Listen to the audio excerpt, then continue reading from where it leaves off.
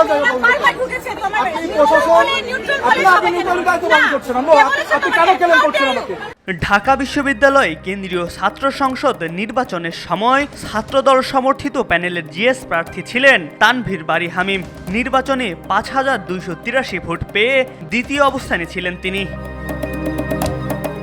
নির্বাচন শেষে ফলাফল প্রকাশের পর সেদিনের একটি ঘটনা আলোচনা সমালোচনার সৃষ্টি করে সামাজিক যোগাযোগ মাধ্যমে। সেদিন নিরাপত্তার দায়িত্বে থাকা বিশ্ববিদ্যালয়ের লোক প্রশাসন বিভাগের শিক্ষক ও সহকারী প্রক্টর শেহরিন আমিন মুনামির সঙ্গে বাগবিতণ্ডায় জড়িয়ে পড়েন তানভীর বারী হামিম। সে সময় শিক্ষক মুনামি পদত্যাগের হুমকি দিলে হামিম পাল্টা জবাব দিয়ে বলেন, আপনি পদত্যাগ করলে আমার কি?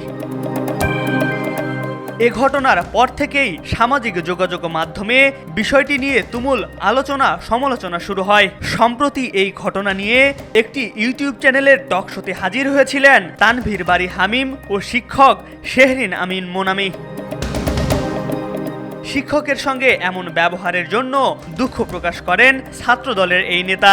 তিনি বলেন, ম্যাম তখন প্রশাসক হিসেবে দায়িত্বে ছিলেন, আমি তার সঙ্গে প্রশাসক হিসেবে কথা বলেছি, শিক্ষক হিসেবে নয়। তবু তিনি আমার শিক্ষক। আমি ছাত্র হিসেবে উত্তেজিত হয়ে এভাবে কথা বলাটা উচিত হয়নি। সেজন্য আমি নিজেই সব সময়ের জন্য সরি ফিল করেছি। এভাবে কথা বলাটা আমার ঠিক হয়নি।